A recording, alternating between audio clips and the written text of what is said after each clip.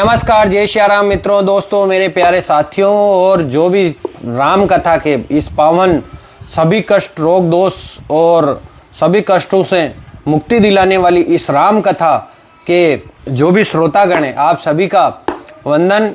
और इस पुरुषोत्तम मास के पावन अवसर पर आज एकादशी को ये हम इस शुभ दिवस में भगवान वाल्मीकि कृत रामायण के अरण्य कांड में प्रवेश करेंगे। तो कल की कथा में आपने सुना कि जब राम जी है जो मतलब ऋषि और ऋषियों से वहाँ से विदा लेके फिर सीताराम और लक्ष्मण जो है वो घने वन में प्रवेश करते हैं। तो अब आगे जो है हम आज अरण्य कांड का पहला भाग और कथा के 18वें भाग में प्रवेश कर रहे हैं। तो आप सभी को पुरुषोत्तम मास के ये अवसर पर ये कथा सभी रोग, दोष, कष्ट और सभी चिंताओं से और भौतिक दुखों के इस सागर से बाहर निकाल के आप सबका जो है भला हो, इस उम्मीद के साथ ही हम भगवान राम की इस पावन कथा में आगे बढ़ते हैं। तो जैसे ही राम, सीता, लक्ष्मण जो है दंडकारण्य वन के निकट पहुंचते हैं, वैसे ही उन्होंने ऋषियों की कुटिया का एक समूह देखा जो अत्यंत मनमोहक प्रतीत हो रहा था। वे आश्रम जो फल और पुष्प से लदे हुए ऊंचे वृक्षों से घिरा हुआ था, जहां पक्षियों के चहचहाने वे वेद मंत्रों के उच्चारण की प्रतिध्वनित हो रही थी, देखने वालों के हृदय को पवित्र कर देता था। कुश की घास तथा वृक्षों की छाल से निर्मित वस्त्र हर स्थान पर बिखरे थे एवं मर्ग तथा अन्य वन्य प्राणी भय रहित होकर स्वच्छंद रूप से विचरण करते थे। स्वतंत्र रूप से जो है वन्य प्राणी विचरण करते थे। राम और लक्ष्मण ने अपने अपने धनुषों की प्रत्यंजा जो है वो शिथिल कर दी और कुटिया में प्रवेश किया। ऋषियों ने जो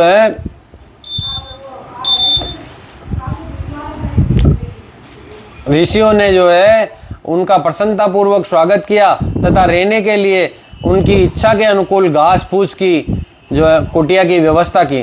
वहाँ रात्रि विश्राम के उपरांत राम ने ऋषियों की अनुमति ली तथा सीता को मध्य में एवं लक्ष्मण को पीछे रखकर सघन वन की ओर पैदल प्रस्थान किया।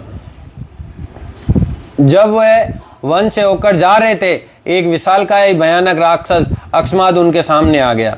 वह व्याघ्र की खाल पहने हुए था जिसमें रक्त के धब्बे थे। उसके नेत्र अंदर की ओर धसे हुए थे, दांत लंबे और तेज थे। विषमदार यानी दांतेदार जो जबड़ा था और उधर उसका गोल और उभरा हुआ था। उसके भाल पर एक हाथी, 3 सिंगों, 4 बाघों, 2 भेड़ियों और 10 धब्बेदार मृगों के सिर लटक रहे थे एवं उन सबसे रक्त टपक रहा था।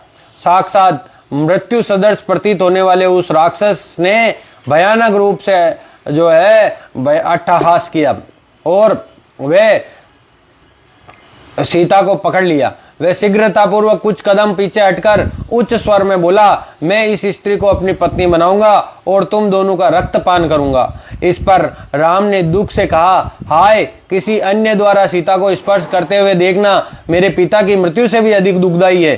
किंतु लक्ष्मण ऐसे वार्तालाप के लिए तैयार नहीं थे। उन्होंने राम को धिक्कारते हुए कहा, आप यहाँ खड़े हुए केवल विलाप कर रहे हैं। देखिए मैं कैसे इस राक्षस का वध करता हूँ और भरत के प्रति इतने दिनों तक दबे अपने मन के क्रोध को जो है मैं निकालता हूँ।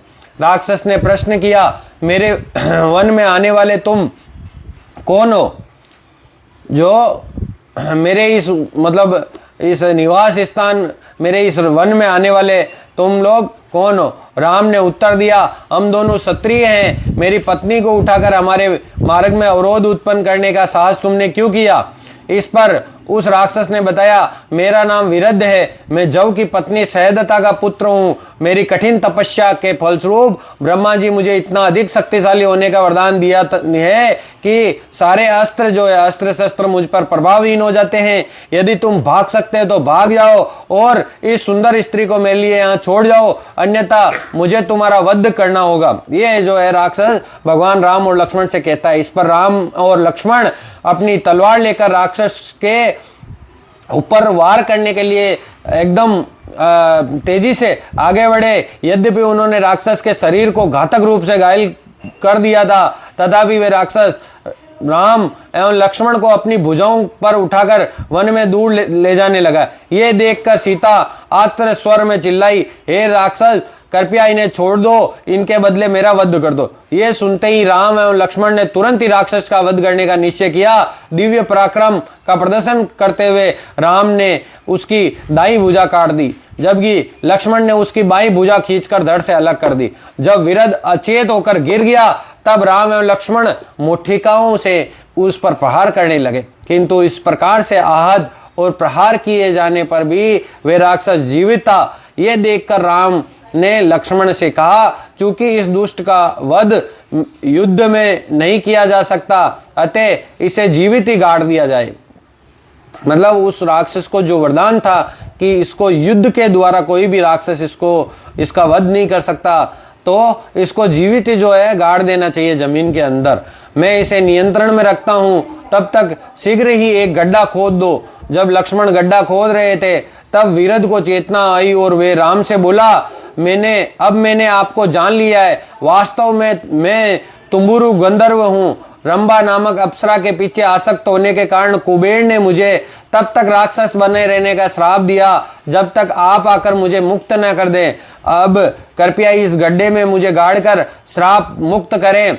इसके पश्चात आप ऋषि सरभंग से मिलें, जो यहाँ से 12 मील दूर निवास करते हैं। जब आप उनसे मिलेंगे तब वे आपको एक अत्यंत लाभदायक सुझाव देंगे। लक्ष्मण गड्ढा खोद रहे थे और राम अपना पैर राक्षस की गर्दन पर रखे हुए थे। तब लक्ष्मण द्वारा गड्ढा खोद लिए जाने पर राम ने उस दुष्ट को गहरे गड्ढे में डालकर शीघ्र ही उसे विशाल शिलाओं से ढक दिया। इस प्रकार तुम्बुरु ने अपना राक्षस शरीर त्याग दिया और श्राप से मुक्त होकर वे स्वर्गलोक में पहुंच गया। उस समय विरध जैसे राक्षस को भी इतनी बुद्धि होती थी कि वे स्वयं को यह देह न समझकर शाश्वत जीवात्मा समझता था, जो एक के पश्चात दूसरा शरीर बदलती है। वे इस तथ्य को जानता था।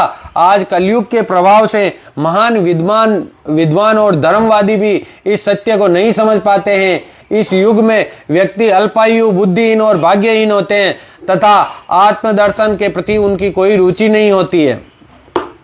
तो इस प्रकार जो है उस समय के राक्षस भी जो है ये विधियां, ये जो उनको इतना ज्ञान होता था कि इस शरीर को त्याग कर ही वो आत्मज्ञान करके इस शरीर को त्याग कर ही वो किसी अन्य शरीर में प्रवेश कर सकते हैं।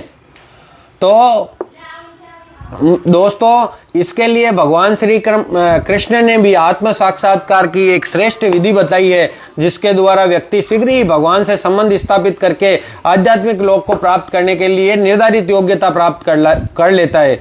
उनके साथ शाश्वत आनंद से भगवान के सानिध्य में निवास करता है, स्वर्गलोक में निवास करता है। इसके लिए भगवान कृष्ण ने भी नाम जप और भगवान की भक्ति में लीन रहने की एक विधि बताई है। राम, लक्ष्मण और सीता महान ऋषि सरभंग से मिलने चले। जैसे ही वे ऋषि के आश्रम के निकट पहुंचे, उन्होंने एक आश्चर्यजनक घटना देखी। देवराज इंद्र एक ऐसे दिव्य रथ पर बैठे थे जिसके पहिए पृथ्वी को स्पर्श नहीं कर रहे थे। इंद्र के साथ अन्य देवता भी थे जो सरभंग ऋषि से वार्ता कर रहे थे, तथा एक अन्य दिव्य रथ जो हरे वर्ण वाले घोड़ों द्वारा खींचा जा रहा था, आकाश में प्रतीक्षा रथ था। किंतु राम को पास आते देखकर इंद्र ने अन्य देवताओं से कहा, जब तक भगवान राम रावण का वध नहीं कर देते हैं, तब तक मैं नहीं चाहता कि वे मुझसे मिले। इस प्रकार से जो है वो इंद्र जो है कहते हैं, 1000 घोड़ों द्वारा खींचे जाने वाले रथ में बैठकर इंद्र जो है आकाश में चले गए। इस आश्चर्य को देखने के पश्चात सीता, राम और लक्ष्मण ने जल्दी ही जाकर सरभृंग ऋषि के चरण स्पर्श किए। ऋषि द्वारा स्वागत किए जाने के बाद राम ने कहा कि हे ऋषियों में श्रेष्ठ, यदि संभव हो तो कृपया मुझे बताएं कि इंद्र के यहाँ आने का क्या उद्देश्य था। इस प्रकार से उनसे ऋषि से मतलब प्रश्न किया। सरभृंग ऋषि ने उत्तर दिया, अपनी कठिन तपस्या के फलस्वरूप मैंने जिस उद्देश्य की प्राप्ति की है उसी के अंतर्गत ब्रह्मलोक में मुझे ले जाने हेतु इंद्र यहाँ आए थे, किंतु ये जानकर कि आप निकटवर्ती क्षेत्रों में ही है, मैंने उनसे कहा कि इस जगत से जाने के पूर्व मैं आपसे भेंट करना चाहता हूँ। राम जी ने ऋषि से आग्रह किया कि वे उन्हें वनवास काल में निवास करने हेतु कोई स्थान सुझाए। ऋषि ने बताया, हे प्रभु, आप सुतीक्ष्ण नामक महान ऋषि के पास जाइए, वे आपको इस वन में सर्वाधिक सुंदर स्थल पर समुचित निवास उपलब्ध करवाएंगे। हे राम, मेरी आपसे विनती है, जिसकी पूर्ति के लिए आपसे प्रार्थना करता हूँ। मेरा देह त्याग करने का समय आ गया है, अतः मैं विनती करता हूँ कि ये कार्य मैं आपकी उपस्थिति में करूँ। इस प्रकार से सरभृंग ऋषि जो है उन्होंने अग्नि प्रज्वलित की, और जब उन्होंने उसमें घी अर्पण किया, अग्नि प्रचंड हो उठी। तब मंत्रोच्चारण करते हुए ऋषि ने अग्नि में प्रविष्ट होकर अपनी देह को भस्म कर दिया। तुरंत ही सरभृंग ऋषि अग्नि में से एक युवा तेजस्वी शरीर धारण किए हुए उठे। तब उन्होंने ब्रह्मलोक को प्राप्त किया और वहां के निवासियों ने उनका स्वागत किया। तत्पश्चात वहां आए हुए ऋषिगण राम के निकट जाकर बोले, इस वन में रहने वाले हम जैसों का राक्षस निर्दयता पूर्वक वध कर देते हैं। आप भी इधर उधर पड़े हुए उनके मर्द शरीरों को देख सकते हैं। हे राम, हम सभी आपसे विनती करते हैं कि आप हमारी रक्षा करें।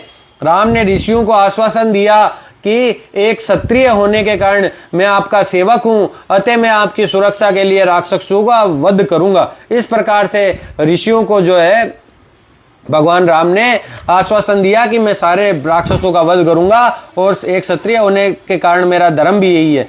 सभी मुनियों सहित राम सुतीक्ष्ण ऋषि के आश्रम पहुंचे। राम ने ऋषि को प्रणाम किया और तब ऋषि ने कहा, हे रघुवंशी, मैं आपके आगमन की प्रतीक्षा में था, क्योंकि मुझे ये ज्ञात था कि आप चित्रकूट पहुंच चुके हैं। ब्रह्मलोक जाने से पूर्व इंद्रराज ने यहाँ आकर मुझे सूचित किया कि मैंने अपने प्रतिभाशाली कार्यों के फलस्वरूप तीनों लोकों पर विजय प्राप्त कर ली है। मैं ये समस्त लोक आपको समर्पित करता हूँ, जिससे आप अपनी पत्नी तथा अपने भ्राता के साथ इनका भोग कर सके। लेकिन राम ने ऋषि से निवास करने के योग्य स्थान का पता पूछा, और ऋषि ने उन्हें स्वयं अपनी कुटिया में रहने के लिए कहा। राम ने पुनः मना कर दिया और कहा, यदि हम यहाँ रहे तो मृगु का वध करके हम आपके दुखों का कारण बनेंगे। तो राम, सीता और लक्ष्मण ने उस रात्रि को ऋषि सुतीक्ष्ण के आश्रम में विश्राम किया। अगले दिन ऋषि को प्रणाम करने के पश्चात राम ने उनसे विदा ली। सुतीक्ष्ण ऋषि ने राम का आलिंगन किया एवं दंडकारण्य वन में स्थित विभिन्न कुटियाओं में विचरण करने के पश्चात पुनः पधारने का निमंत्रण दिया। तत्पश्चात सीता ने राम को परामर्श देने के विचार से कहा, मेरे प्रिय पतिदेव, भौतिक प्रकृति के शक्तिशाली प्रभाव के कारण महान एवं भद्र मनुष्य के भी क्रमशः पतन होने की संभावना रहती है। अतः भौतिक इच्छाओं के फलस्वरूप उत्पन्न दुराचार से बचने के लिए सदैव सतर्क होकर अपने मन तथा इंद्रियों को नियंत्रण में रखना चाहिए। इस प्रकार से जो है 3 प्रकार के पापों का सदैव त्याग करना चाहिए। मिथ्या वचन, पर स्त्री से अवैध संबंध एवं किसी को क्षति न पहुंचाने वाले के प्रति कठोर व्यवहार, किसी को भी जिसने कोई नुकसान नहीं पहुंचाया हुआ हो ऐसे व्यक्ति के प्रति कठोर व्यवहार करना, ये 3 जो है तो 3 लक्षण आपके चरित्र में प्रथम 2 दोषों का तो कोई भी लक्षण नहीं है, क्योंकि आपने कभी ना तो असत्य वचन कहे हैं और न ही आपने कभी किसी पर स्त्री पर कुदृष्टि डाली है। किंतु मुझे ऐसा लगता है कि आप अनेक निर्दोष प्राणियों को प्राण ले लेते हैं। इससे मैं समझ सकती हूँ कि आप में शत्रुता की अपवित्रता विद्यमान है। जब मैं इन दुर्बल प्राणियों का अनावश्यक रूप से वध होते हुए देखती हूँ तब मुझे अत्यधिक कष्ट होता है। हाथों में धनुष रखना हिंसक प्रवृत्ति में वृद्धि कर देता है। जैसे कि अग्नि के अत्यंत निकट ईंधन रखने से वह अधिक प्रचंड हो उठती है। कृपया इससे संबंधित एक प्रसंग सुने। एक समय एक महान जो ऋषि है, एक महान ऋषि थे जो इतनी कठोर तपस्या करते थे कि इंद्र को भी अपना सिंहासन छीन जाने का भय हो गया था। ऋषि की प्रगति में अवरोध उत्पन्न करने की इच्छा से राजा इंद्र एक योद्धा का वेश धारण करके ऋषि के समक्ष गए। उस ऋषि के हाथ में एक तलवार सौंपते हुए राजा इंद्र ने कहा, कृपया मेरे लौटकर आने तक आप इस तलवार को सावधानी पूर्वक रखें। ऋषि ने उनकी बात मान ली और अपने वचन का दृढ़ता पूर्वक पालन करने के लिए वे सदैव उस तलवार को अपने साथ रखते। यहाँ तक कि जब वे वन में फल और मूल लेने जाते तब भी उसे अपने साथ रखते। इसके फलस्वरूप ऋषि का मन भी जो है धीरे धीरे तलवार अपने पास रखने के कारण क्रूरता का आस्वादन करने लगा। ऐसा करते हुए उन्होंने संयम का पालन करना त्याग कर हिंसा का जीवन अपना लिया। इस प्रकार ऋषि का पतन हो गया और मृत्यु के पश्चात उन्हें नरक में जाना पड़ा। इस प्रकार अनावश्यक रूप से जो है इस कहानी का मूल यही है कि अनावश्यक रूप से अगर जरूरत नहीं हो तो हमारे पास में हथियार होना भी हमारे अंदर हिंसक प्रवृत्ति जो डाल देता है। हथियार हमारे पास में होता है तो भी वो हमें अति हिंसक बना देता है। अतएव सीता जी कहते हैं कि मेरे प्रिय पतिदेव, चूंकि इंद्र की तलवार के सानिध्य मात्र से ही वह ब्राह्मण पराजित हो गया, अतः मैं आपसे आग्रह करती हूँ कि केवल उन राक्षसों का वध करने हेतु ही धनुष उठाएं जो ऋषियों को तंग करते हैं। आप कृपया निर्दोष राक्षसों का भी वध न करें। अन्य प्राणियों की तो बात ही क्या है और अन्य जीवों की तो बात ही क्या है। मैं जानती हूँ कि मैं आपको शिक्षा देने के योग्य नहीं हूँ, तथापि मैं आपसे प्रार्थना करती हूँ कि आप मेरे परामर्श पर विचार करके करें। उसके पश्चात आप जैसा उत्तम समझे वैसा ही करें। ये परामर्श मैं सिर्फ आपको दे रही हूँ, तो इसका आप अगर इस पर आपको उचित लगे तो विचार करें, अन्यथा आपको जो अच्छा लगे वैसा ही करें, क्योंकि मैं आपको मतलब परामर्श देने के मतलब योग्य नहीं हूँ। तो राम ने कहा, राम जी उत्तर देते हैं सीता जी के इस वचन का कि प्रिय सीता, मैं तुम्हारे विवेकपूर्ण वचनों की सराहना करता हूँ कि तुम इतने विवेकपूर्ण जो है मतलब विवेकपूर्ण जो कार्य है वो तुम सोचती हो, तो मैं तुम्हारी जो है सराहना करता हूँ। मुझे ज्ञात है प्रेमवश मेरे कल्याण हेतु तुमने ये परामर्श जो है मुझे दिया है। प्रेम के वश में मेरे कल्याण के लिए तुमने ये परामर्श दिया है। प्रिय पात्र को ही ऐसा उन्मुक्त परामर्श दिया जा सकता है। हे जनकसुता, ये ऋषि इन राक्षसों का सरलता से वध करते थे, किंतु वे ऐसा नहीं करते हैं क्योंकि इनसे उनके द्वारा संचित यौगिक शक्ति का नुकसान होता है, नाश होता है। अतएव मैंने दंडकारण्य वन में सभी राक्षसों का वध करने का निश्चय किया है। यदि मुझे किसी कारणवश तुम्हारा या लक्ष्मण का भी त्याग करना पड़े, तब भी मैं ब्राह्मणों को दिया हुआ वचन कभी भंग नहीं करूंगा।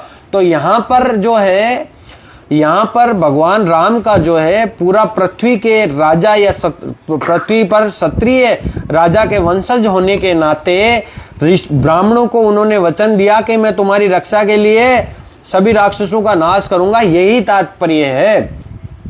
तो इसको अन्य हिंसा से भी नहीं जोड़ना चाहिए। तो भगवान राम को क्षत्रिय होने के कारण ब्राह्मणों की रक्षा के लिए ये कदम उठाना पड़े, तो उसके लिए भगवान राम कहते हैं कि यदि मुझे लक्ष्मण और तुमको त्याग कर भी अगर मुझे अपने वचनों पर मुझे मतलब तो भी मैं अपने वचन भंग नहीं करूंगा, मैं अपने वचन पर स्थिर रहूंगा। राम, सीता एवं लक्ष्मण वे अत्यंत सुंदर सरोवर के निकट पहुंचे। अधिक निकट जाने पर उन्होंने सरोवर के जल से आती हुई संगीत की ध्वनि सुनी, किंतु वे स्थान निर्जन था, वहां पर कोई व्यक्ति उनको दिखाई नहीं दे रहा था। उसी समय धर्मव्रत नाम का एक ऋषि वहां पर आए और राम ने उनसे उस रहस्य में संगीत के विषय में जिज्ञासा की। जब जो है धर्मव्रत नाम के ऋषि से भगवान राम पूछते हैं कि ये रहस्यमय संगीत कहाँ से आ रहा है, तब वो ऋषि बताने लगे ये सरोवर पंचाप्सरा नाम से जाना जाता है। इसका निर्माण जो है मंदकर्णी ऋषि ने अपनी यौगिक शक्ति से किया था, यौगिक शक्ति से इसका निर्माण किया था। एक बार मंदकर्णी ऋषि ने सरोवर के तट पर 10,000 वर्षों तक केवल वायु पर जीवित रहकर तपस्या की थी। देवताओं को यह सोचकर भय होने लगा कि कहीं ये ऋषि की इच्छा देवताओं का पद लेने की तो नहीं हो। अतः मंदकर्णी ऋषि को तपस्या से विमुख करने के लिए देवताओं ने 5 अप्सराओं को नियुक्त किया। ऋषि उन स्त्रियों के वशीभूत हो गए और उन्होंने उन सभी से विवाह कर लिया।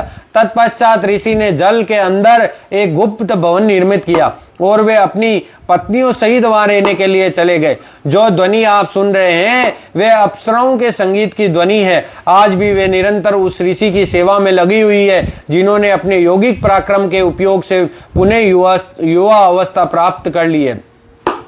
राम, सीता एवं लक्ष्मण दंडकारण्य वन में एक आश्रम से दूसरे आश्रम तक भ्रमण करने लगे। वे प्रत्येक कुटिया में 1 सप्ताह, 1 मास या कुछ अधिक, कभी कभी 1 वर्ष तक भी निवास करते। इस प्रकार राम के वनवास के 10 वर्ष सुख व संतोष से व्यतीत हो गए। तो मित्रों, आज भगवान राम के 14 वर्षों की इस कथा में हम 10 वर्ष संपूर्ण कर रहे हैं और अब जो भगवान राम के 10 वर्ष है वो इस प्रकार जो है निकल जाते हैं। अब 2 वर्षों की महत्वपूर्ण कथा है, बाकी वो भी हम ध्यान मग्न होकर सुनेंगे क्योंकि ये 2 वर्षों की महत्वपूर्ण कथा भी वो बहुत लंबी चलेगी। तो इसके पश्चात वे तीनों सुतीक्ष्ण मुनि की कुटिया पर निवास करने के लिए लौट आए। इसके बाद में जो है वे तीनों सुतीक्ष्ण मुनि की कुटिया पर आ जाते हैं। एक दिन सुतीक्ष्ण मुनि के संग वार्तालाप करते हुए राम ने कहा, मैंने सुना है कि मान मुनि अगस्त्य दंडकारण्य वन में कहीं निवास करते हैं, किंतु इस विशाल वन में मैं उनको ढूंढ नहीं पाया हूँ। मैं ऋषि को प्रणाम करके उनसे आशीर्वाद लेना चाहता हूँ। भगवान राम की इच्छा होती है कि वो अगस्त्य मुनि से मिले, कृपया मुझे उनके आश्रम की दिशा बताए। तो सुतीक्ष्ण मुनि से मार्ग पूछने के पश्चात राम, सीता और लक्ष्मण सहित वो जो है वहां से चले जाते हैं। जब वो अगस्त्य मुनि के आश्रम के निकट पहुंचते हैं तब राम जो है ये वृतांत सुनाते हैं। एक समय वातापी व इलवल नामक 2 राक्षस भाई यहाँ रहा करते थे। इलवल ब्राह्मण का वेश धारण करके तथा संस्कृत में बोलते हुए वास्तविक ब्राह्मणों को स्मृति समारोह मतलब श्राद्ध में आने के लिए निमंत्रण देता। इसके पूर्व ही ब्राह्मण पहुंचे। वे वातापी को भेड़ रूप में बुलवाता। तब अपने भाई के मांस को पकाकर इलवल उसे ब्राह्मणों को खिला देता। इस प्रकार जब वातापी ब्राह्मणों के पेट में जाता तब इलवल उच्च स्वर में पुकारता, हे मेरे भाई बाहर आ जाओ। यह सुनकर वातापी ब्राह्मणों के पेट चीरकर भेड़ की तरह मिमियाते हुए बाहर आ जाता। इस प्रकार इन 2 राक्षसों ने सहस्त्रों हजारों ब्राह्मणों का जो है वध कर दिया था। इस प्रकार से ये उनकी मतलब कला थी कि वो इस प्रकार से ही ब्राह्मणों का वध करता था। अंततः देवताओं के निवेदन पर अगस्त्य मुनि वहां आमंत्रित अतिथि के रूप में पहुंचे। अगस्त्य ने वातापी को भेड़ रूप में खा लिया, किंतु उसके पश्चात जब इलवल ने अपने भाई को पुकारा तब जो है ऋषि ने कहा, मैंने तो वातापी को पहले ही पचा लिया है और उसे यमराज के पास भेज दिया। ये सुनते ही क्रोध में आकर इलवल ने अगस्त्य मुनि पर आक्रमण करने का प्रयास किया, किंतु ऋषि ने अपनी क्रुद्ध दृष्टि से उसे जलाकर भस्म कर दिया। तत्पश्चात मुनि का आश्रम किसी भी प्रकार के आक्रमण से सुरक्षित रहने लगा, क्योंकि राक्षस अगस्त्य मुनि से भयभीत रहते थे। तो जब राम अगस्त्य मुनि के आश्रम पहुंचे तब उनके बैठने के लिए आसन का प्रबंध किया तथा उनका यथोचित स्वागत किया। भोजन कर लेने के पश्चात अगस्त्य मुनि ने राम को उपहार स्वरूप विष्णु का धनुष दिया। साथ में इंद्र के 2 अक्षय तरकस भी दिए, एक ऐसा बाण जिसका निशाना अचूक हो तथा ब्रह्मा जी की स्वर्ण जड़ित तलवार भी प्रदान की। तब सीता की ओर मुड़कर मुनि अगस्त्य उनकी प्रशंसा करते हुए कहा, अपने पति के लिए स्वेच्छा से ये कष्ट स्वीकार करके आपने अनंत गौरव प्राप्त किया है। यह विशिष्ट प्रशंसा के योग्य है, क्योंकि सृष्टि के सर्जन से ही स्त्रियों का ऐसा स्वभाव देखा गया है कि तब तक ही वह अपने पति से प्रेम करती है जब तक पति समृद्ध और मतलब धनाढ्य रहता है, तब तक ही स्त्रियां प्रेम करती है, और जब पति निर्धन हो जाता है तब वो उसे त्याग देती है। तब राम ने अगस्त्य ऋषि से उनके निवास करने योग्य स्थान के विषय में जिज्ञासा की। तब भगवान राम पूछते हैं कि मुझे अब वनवास के ये समय में कहाँ ठहरना चाहिए। तो कुछ समय विचार करके अगस्त्य मुनि जो है भगवान राम से को परामर्श देते हैं कि यहाँ से मतलब 16 मील दूर गोदावरी नदी के तट पर पंचवटी नामक स्थान पर आप जाकर वहां पर रहे, इससे पूर्व कि राम वहां से प्रस्थान करे। अगस्त्य ने उन्हें रहस्य की बात बताई। योगिक ज्ञान के बल पर मुझे पहले से ही आपके संपूर्ण जीवन के संबंध में सब कुछ ज्ञात है, जिसने आपके लिए मेरे प्रेम में वृद्धि की है। ऋषि के आश्रम से प्रस्थान के पश्चात पंचवटी जाते हुए मार्ग में राम, सीता एवं लक्ष्मण गिद्धू के विशालकाय राजा जटायु से मिले। उसे राक्षस समझकर राम ने पहले उनके विषय में जानना चाहा। नम्र शब्दों में जटायु ने उत्तर दिया। पहले ही जटायु की मुलाकात भगवान राम से हो जाती है, तो इस मुलाकात में जटायु के विषय में भगवान राम उनको राक्षस समझकर उनके विषय में जानना चाहा, तो नम्रता पूर्वक जो है जटायु महाराज उत्तर देते हैं कि मेरे प्रिय पुत्र, मैं आपके पिता जो दशरथ है उनका घनिष्ठ मित्र था। वे बहुत समय पूर्व कश्यप ने दक्ष की 8 पुत्रियों से विवाह किया था। विनता से अरुण तथा तामसा से स्पेनी उत्पन्न हुए। मैं अरुण व उनकी पत्नी स्तेनी का पुत्र हूँ तथा मेरा नाम जटायु है। मेरे प्रिय राम, कृपया आप मुझे अपने सच्चे सेवक के रूप में स्वीकार करें। चूंकि इस वन में अनेक भयंकर राक्षस रहते हैं, आप एवं लक्ष्मण जी जब कुटिया छोड़कर जाएंगे तब मैं सीता की रक्षा करूंगा। इस प्रकार जटायु जी महाराज जो है भगवान राम से कहते हैं कि आप मुझे अपना मतलब सेवक ही जाने। अपने पिता के साथ जटायु का पूर्व संबंध होने के कारण राम ने उन्हें सादर प्रणाम किया। निरंतर सतर्क रहते हुए गिद्धराज जटायु उनके संग पंचवटी तक गए। पंचवटी पहुंचकर राम ने एक उचित स्थान पर कुटिया का निर्माण करने का निर्णय किया और कहा, जलाशय अथवा नदी के निकट निवास निर्माण उचित होगा, क्योंकि हरियाली एवं जल मिलकर एक आदर्श सुंदर दृश्य प्रस्तुत करते हैं। राम ने गोदावरी नदी के तट के निकट निवास करने का निर्णय किया, जिसके निकट गुलाबी एवं नील कमलों से अलंकृत एक सुंदर सरोवर था। वहां की भूमि समतल थी, जो संपूर्ण क्षेत्र का एक मनोहर दृश्य प्रस्तुत करती थी। निकट ही पर्वतों की गुफा में गूंजने वाले मोरू की ध्वनि सहित जल पक्षी एवं हंस को भी सुना जा सकता था। इस प्रकार के वन्य पक्षियों को वहां पर उनकी ध्वनि को सुना जा सकता था। एक सुंदर कुटिया का निर्माण कर लेने के पश्चात उन्होंने पुष्पादि अर्पित करके उसका शुद्धिकरण किया और तब राम ने उसमें प्रवेश किया। शरद ऋतु के आगमन पर, सर्दी की ऋतु है जो, उसके आगमन पर प्रातकालीन धूप का स्पर्श आनंददायक प्रतीत होता था। एक दिन सुबह जब राम एवं लक्ष्मण ने नदी में स्नान करके लौटने के पश्चात आपस में अपने धार्मिक कृत्यों के विषय में चर्चा कर रहे थे, उसी समय एक राक्षसनी दिखाई दी। राम को देखते ही वे काम वासना से ओतप्रोत हो उठी।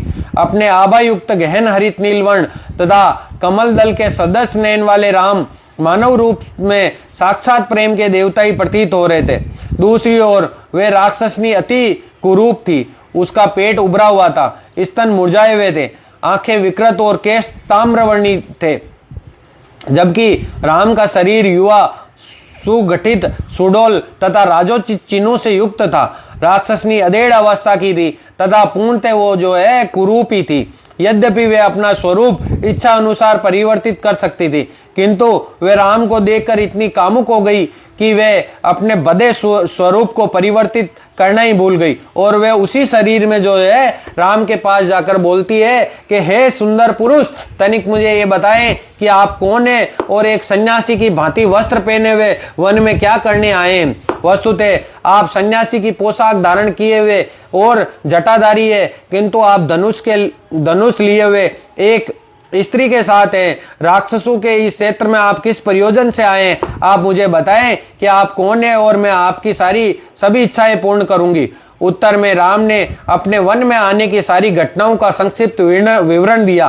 तब उन्होंने राक्षसनी से उसके विषय में पूछा। उस कामातुर राक्षसनी ने उत्तर दिया, हे कमल नयन, आप वास्तविक सत्य सुने। मेरा नाम शूर्पणखा है तथा मैं रावण, कुंभकर्ण, विभीषण, खर एवं दूषण की बहन हूँ। मैं इसी वन में रहती हूँ तथा सभी प्राणियों के हृदय में भय उत्पन्न करती हूँ। यद्यपि मेरे सभी भाई अत्यंत शक्तिशाली है, किंतु मैं उन सबसे बढ़कर हूँ। मुझे अपने मन की बात बता देनी चाहिए।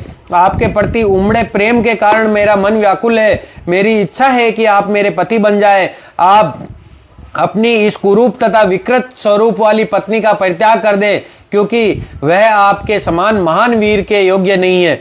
मैं शक्तिशालिनी हूँ और इच्छा अनुरूप कहीं भी भ्रमण कर सकती हूँ, अतः मैं ही आपकी जीवन संगिनी बनने के योग्य हूँ। सर्वप्रथम मैं इस समतल उदर वाली सीता और लक्ष्मण का वध कर दूंगी। तदुपरांत हम दोनों सुंदर दंडकारण्य वन में पर्वतों एवं घाटियों में विहार करते हुए मुक्त रूप से आनंद ले सकेंगे। इस प्रकार जो है शूर्पणखा वहां पहुंचकर भगवान राम को इस प्रकार के जो है शब्द जो है कहती है।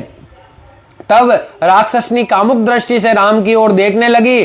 तब राम ने उनके विवाह प्रस्ताव पर हंसने लगे और तब राम ने विनोद पूर्वक कहा, मैं विवाहित हूं और तुम्हारे जैसी सुंदर और युवा कन्या निश्चित ही सौतन के संग रहना पसंद नहीं करेगी। मेरा भाई जो मुझसे भी अधिक पराक्रमी है, पत्नी के साथ नहीं है, अतः मेरा परामर्श मानो तो तुम उससे ही विवाह कर लो। शूर्पणखा ने राम की बातों को गंभीरता पूर्वक लिया और लक्ष्मण की ओर मुड़कर बोली, हे सुंदर पुरुष, आप वास्तव में अपने भाई से अधिक सुंदर और शक्तिशाली है, अतः मेरे साथ विवाह करने के लिए आप अधिक योग्य है। मुझे अपनी पत्नी के रूप में स्वीकार कर लीजिए, फिर हम वन में दाम्पत्य प्रेम का आनंद लेते हुए विहार करेंगे। तो लक्ष्मण जी भी जो है हंसकर मुस्कुराकर उत्तर देते हैं कि हे कोमल त्वचा वाली सुंदर आंगिनी स्त्री, तुम ये जान लो कि मैं अपने अग्रज का सेवक मात्र हूँ, अतः मुझसे विवाह करके तुम उनकी जो दासी के अतिरिक्त और कुछ भी नहीं हो सकती हो। मेरे विचार से राम की दूसरी पत्नी बनकर रहना अत्यधिक अच्छा है, क्योंकि समय आने पर वे अवश्य ही कुरूप वे अधेड़ सीता को त्याग कर केवल तुम्हारा वरण कर लेंगे। सदैव मीठी मुस्कान लिए हुए तुम्हारा मुख अत्यंत सुंदर है, तुम्हारे जो शरीर जो है वो भी अत्यंत सुंदर है। तुमको देखकर कोई भी व्यक्ति अन्य स्त्रियों को भूल जाएगा, कौन तुम्हारा प्रतिकार करेगा। इस प्रकार से व्यंग और विनोदपूर्ण बातें जो है वो लक्ष्मण जी शूर्पणखा से करते हैं। तो लक्ष्मण जी कहते हैं कि तुम राम से विवाह कर लो, वे अपनी कुरूप पत्नी को त्याग देंगे। इस प्रकार से व्यंग कर रहे हैं और विनोद कर रहे हैं। वो दोनों भाई जो है शूर्पणखा के साथ विनोद कर रहे हैं। शूर्पणखा की बुद्धि इतनी मंद थी कि वे राम और लक्ष्मण द्वारा किए जा रहे विनोदपूर्ण वार्तालाप को समझ भी नहीं सकी। अतः वे पुनः राम से जाके बोलती है, आपको उस कुरूप सीता से अत्यधिक लगाव है, अतः इसी क्षण में उसका भक्षण कर लूंगी। मैं बलपूर्वक आपको अपना पति बना लूंगी। यह कहकर शूर्पणखा सीता के निकट गई, किंतु राम ने उसे रोककर लक्ष्मण से कहा, तुम्हें इस राक्षसनी से इस प्रकार विनोद नहीं करना चाहिए जिससे सीता विपत्ति में आ जाए। अब इसे इस प्रकार कुरूप करो जिससे कि इसे उचित शिक्षा मिले। अपने अग्रज की आज्ञा पर लक्ष्मण ने तलवार खींचकर वेग से शूर्पणखा की नाक और कान काट दिए। शूर्पणखा पीड़ा से चीखने लगी और रक्त से लथपथ हो वन की ओर पलायन कर गई। वह शीघ्र ही जन स्थान गई, जहां उसका भाई खर और अनेक राक्षसों के साथ निवास। शूर्पणखा का भाई जो है वो मतलब खर है, वहां पर निवास करता था। वहां पर वो भाग कर गई और वो डरी हुई और खून से लथपथ थी।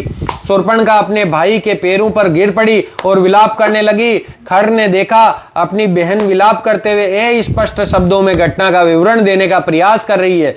अपनी बहन का अंग भंग देखकर खर का जो हृदय था वो क्रोध और प्रतिरोध की ज्वाला से भर उठा।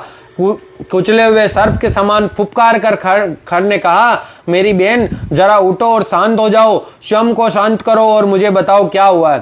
तुम्हें घायल करने का साहस किसने किया है? क्या उसे ज्ञात नहीं है कि ऐसा करके उसने विस्पान किया है? ऐसा कोई देवता, दैत्य, गंधर्व और ऋषि नहीं है जो तुम्हें चोट पहुंचाकर अपने जीवन की रक्षा कर सके। उस अपराधी का जो है विवरण दो, मैं अपने तीक्ष्ण बाणों से भेदकर उसका रक्तपान करूंगा। इस प्रकार जो है खर जो अत्यंत क्रोध में आकर शूर्पणखा से कहता है। तब शूर्पणखा उत्तर देती है कि राम और लक्ष्मण नाम के दो भाई है जो दंडकारण्य वन में निवास कर रहे हैं। मुझे ज्ञात नहीं है कि देवता है या राक्षस है, दैत्य है, किंतु मैं उनका रक्तपान करके ही संतुष्टि का अनुभव करूंगी, क्योंकि उन्होंने मेरा अंग भंग किया है। इस प्रकार तब खर ने 14 शक्तिशाली राक्षसों को बुलाया और उन्हें शूर्पणखा के साथ राम, लक्ष्मण और सीता का वध करने के लिए भेजा। तो जब राक्षस वहां राम और सीता और लक्ष्मण का वध करने के लिए पहुंचते हैं, उस समय राम सीता के साथ कुटिया में बैठे थे एवं लक्ष्मण द्वार पर पहरा दे रहे थे। उन भयंकर मनुष्य भक्षियों को देखकर राम ने लक्ष्मण से कहा, तुम सीता के साथ यहाँ पर रहो, मैं जाकर इन राक्षसों से युद्ध करता हूँ।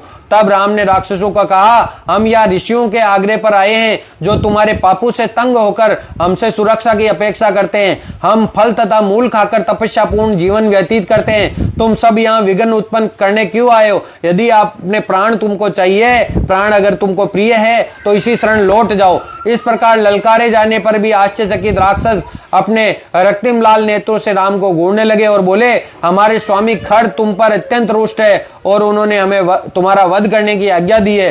तुम हम सबसे युद्ध करने के विचार कैसे कर सकते हो? क्षण भर में हम अपने शस्त्रों से तुमको कुचल कर समाप्त कर देंगे। और तुम शस्त्र उठाकर राक्षस राम की ओर दौड़े। 14 बाणों से राम ने उन शस्त्रों टुकड़े कर दिए, उनके हजारों टुकड़े कर दिए 14 बाणों से ही। अन्य 14 बाणों से उनके हृदय को जो है भगवान राम ने भेद दिया। इस प्रकार कटे हुए तन वाले वृक्षों की भांति राक्षस भूमि पर गिर पड़े और रक्त से लथपथ हो गए। भय के मारे कांपती हुई शूर्पणखा इस हत्या की सूचना देने अपने भाई के पास जाके बोली, तुमने उन राक्षसों को राम और लक्ष्मण का वध करने के लिए भेजकर मुझे शांत करने का प्रयास किया, किंतु उन्होंने सहजता पूर्वक ही सभी राक्षसों का वध कर दिया। अब तुम्हें स्वयं ही उन राम लक्ष्मण का वध करने जाना चाहिए। यदि तुम मेरे साथ हुए दुर्व्यवहार का प्रतिकार नहीं करोगे तो मैं लज्जा के कारण अपने प्राण त्याग दूंगी। ये कहकर शूर्पणखा व्याकुल होकर भूमि पर गिर पड़ी और उधर पीट कर पेट को जोर जोर से पीट कर वो विलाप करने लगी। अपनी बहन के कटु वचन सुनकर खर ने क्रोध में आकर वचन दिया, दुखी मत हो मेरी बहन, मैं वचन देता हूं कि राम लक्ष्मण का आज ही वध करके तो मैं उनका रक्तपान करा दूंगा। यह सुनकर शूर्पणखा थोड़ी शांत हुई और जो खर है, यह सुनकर शूर्पणखा थोड़ी शांत हुई और उन्होंने खर ने अपने भाई दूषण को रथ हथियार व 14,000 राक्षसों की सेना को बुला लाने के लिए आज्ञा दी। तब अपने रथ पर चढ़कर राक्षसों की सेना सहित खर जो है दंडकारण्य वन की ओर चल पड़ा। जैसे ही राक्षस चले, काले बादलों में रक्त मिश्रित जो है वर्षा होने लगी, जिससे खर के घोड़े मार्ग में गिरने लगे। एक गिद्ध आकर खर के रथ की पताका के ऊपर बैठ गया। एक लाल गहन प्रकाश पुंज ने सूर्य के प्रकाश को धूमिल कर दिया।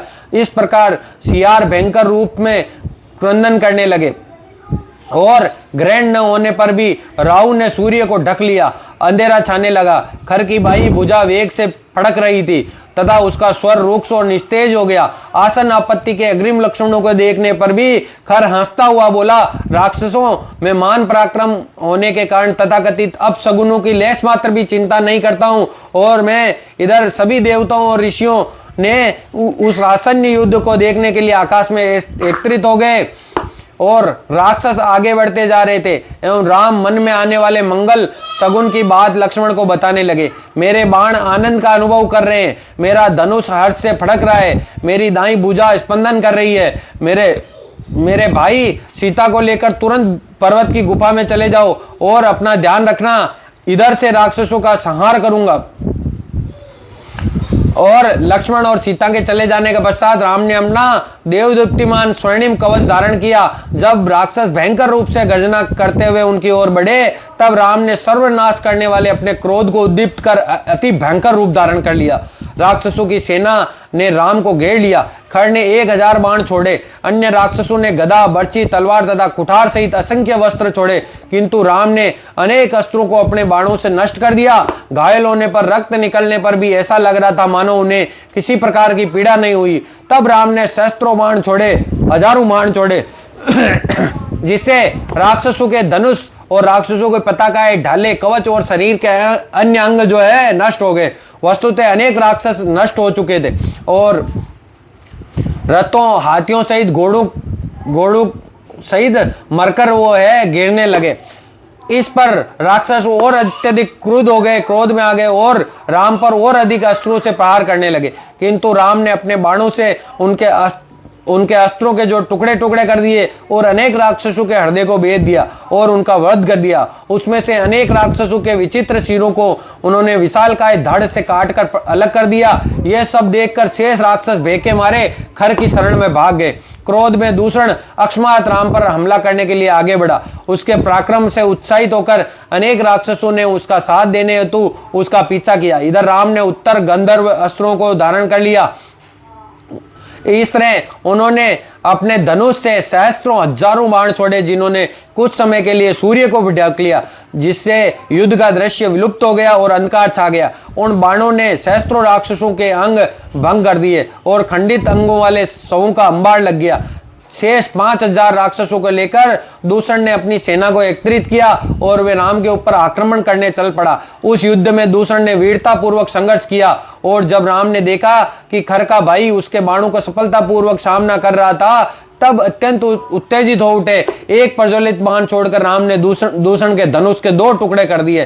4 अन्य बाणों से उन्होंने राक्षस के घोड़ों को समाप्त कर दिया। एक अन्य बाण से राम ने दूषण के सारथी का सिर काट दिया। 3 अन्य बाणों से राक्षस की छाती भेद दी। भयंकर पीड़ा से दूषण अपने विखंडित रथ से कूद पड़ा। एक नुकुली गदा उठाकर राम का वध करने के उद्देश्य से बिना विचार किए ही उनकी ओर दौड़ पड़ा, किंतु शीघ्र ही 2 बाणों का उपयोग करके राम ने दूषण की भुजा काट दी और एक अन्य बाण से उस भयंकर राक्षस का वध कर दिया। इस प्रकार से जो भगवान राम हैं दूषण का वध कर देते हैं और दूषण को गिरते देखकर उनकी शेष सेना प्रतिरोध के लिए राम की ओर दौड़ी। राम के मन के समान तीव्र गति से चलने वाले 5000 बाण इस प्रकार छोड़े मानो भारी संख्या में प्रज्वलित तारे आकाश से गिर रहे हो। शीघ्र ही वे 5000 राक्षस मरकर भूमि पर गिरा दिए गए। इस प्रकार भीषण संहार को देखकर खर ने अपने शेष सैनिकों को राम पर आक्रमण करने की आज्ञा दी, किंतु राम ने शीघ्र ही उनको भी समाप्त कर दिया। इस प्रकार 14000 राक्षसों का वध किए जाने के कारण दंडकारण्य वन में रक्त से मिश्रित कीचड़ के सागर जैसा बन गया और केवल खर और त्रिशिर नामक 2 ही राक्षस जीवित बच गए। जैसे ही खर राम पर आक्रमण करने के लिए उठा, उसके प्रमुख सेनापति त्रिशिर ने खर से पूर्व युद्ध करने की अनुमति मांगी। खर सहमत हो गया और इस प्रकार 3 सिरों वाला राक्षस बाणों की वर्षा करता हुआ राम की ओर आगे बढ़ा। उसमें से कुछ बाण राम के ललाट पर लगे, जिससे क्रोध होकर प्रतिरोध में उन्होंने त्रिशिर के घोड़े और सारथी का वध कर दिया तथा उसकी पताका को गिरा दिया। तब जैसे ही त्रिशिर ने अपने असक्त रथ से नीचे कूदने का प्रयास किया, तब राम ने एक प्रज्वलित बाण से उसका हृदय भेद दिया और 3 अन्य बाणों से उसके तीनों सिर जो है काट दिए। इस प्रकार से भगवान राम ने त्रिशिर के तीनों सर काट देते। खर ने शेष जीवित राक्षसों को एकत्रित करके भयंकर रूप से राम पर के ऊपर आक्रमण किया। उस भयंकर द्वंद्व के दौरान आकाश में बाणों से इस प्रकार आच्छादित हो गया और सूर्य भी मतलब दिखाई नहीं दिया। इस प्रकार पूरा आकाश बाणों से भर गया। तब अपने रथ को राम के निकट ले जाते हुए खर ने दक्षता पूर्वक अनेक धनुष, उनके भगवान राम के जो धनुष था उसके 2 टुकड़े कर दिए। तब खर ने 1000 बाण छोड़े, जिससे राम का कवच जो है चूर चूर होकर भूमि पर गिर पड़ा। राम की भुजाओं पर गहरा आघात होने पर भी उन्होंने शांतिपूर्वक भगवान विष्णु के धनुष पर जो है प्रत्यंजा चढ़ाई। राम ने खर के ध्वज को काट दिया, किंतु प्रतिकार स्वरूप राक्षस ने 4 बाणों से राम को रक्त रंजित कर दिया। फलस्वरूप अधिक उत्तेजित होकर राम ने 6 बाण छोड़े, जिससे खर का सिर, भुजाएं और छाती भेदित हो गई। तब उन्होंने 13 बाण और छोड़े भगवान राम ने, जिससे खर के 4 घोड़ों को मार दिया और सारथी का सिर काट दिया, विरोधी के धनुष को काट दिया और रथ नष्ट कर दिया। अंतिम बाण जो बिजली के समान देवदीप्तिमान था, खर की छाती पर लगा, जिससे वह अचेत होकर भूमि पर गिर गया। इस प्रकार से वह खर जो है वापस है ना भूमि पर गिरने के बाद वापस खर जो है संभल गया और उसने अपने जर्जर रथ से कूद पड़ा और हाथ में गदा लिए हुए वह राम के सामने जाकर खड़ा हो गया। राम ने उसे धिक्कारते हुए कहा, निर्दय और पापी राक्षस, तुमने जीवन भर अनेक जीवों को कष्ट दिया है, ते तुम अपराधी हो। तुम्हें दंड देने के लिए मैं इसी क्षण तुम्हारा सिर काट दूंगा।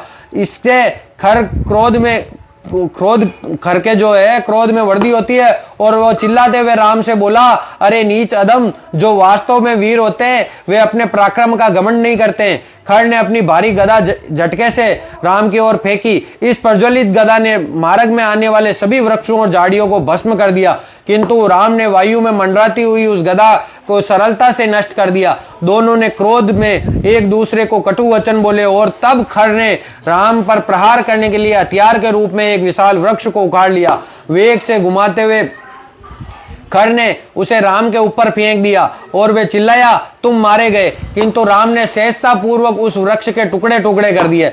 तब युद्ध को समाप्त करने की इच्छा से राम ने 1000 बाण छोड़े। खर, जिसके रोम रोम से रक्त टपक रहा था, अंतिम बार राम की ओर लपका। उसके आते ही राम ने एक देव दीप्तिमान बाण चलाया जो खर की छाती में घुसकर ज्वाला स्वरूप में फट गया, ऐसे बम फटे जैसे फट गया। अंततः राक्षस मरकर गिर गया और इस प्रकार से खर जो है समाप्त हो जाता है। देवतागण सारे ही जो थे वो आनंदित हो उठे और राम की इस विजय को आकाश में अपने विमानों से देख रहे थे, नगाड़े बजा रहे थे, पुष्पों की वर्षा हो रही थी और देवता इस आश्चर्यजनक विजय के लिए राम की सराहना करने लगे और जिससे उन्होंने अल्पकाल में ही सभी राक्षसों का संहार कर दिया था। तत्पश्चात जो है देवताओं ने भगवान राम की स्तुति की अनेक प्रकार से और अगस्त्य सहित सभी महान ऋषि राम के समक्ष आकर बोले, जब इंद्र सर्वंग ऋषि के पास आए थे तभी आपके द्वारा राक्षसों के वध की योजना बनी थी। यही कारण है कि ऋषि ने आपको इस क्षेत्र में निवास करने का परामर्श दिया था।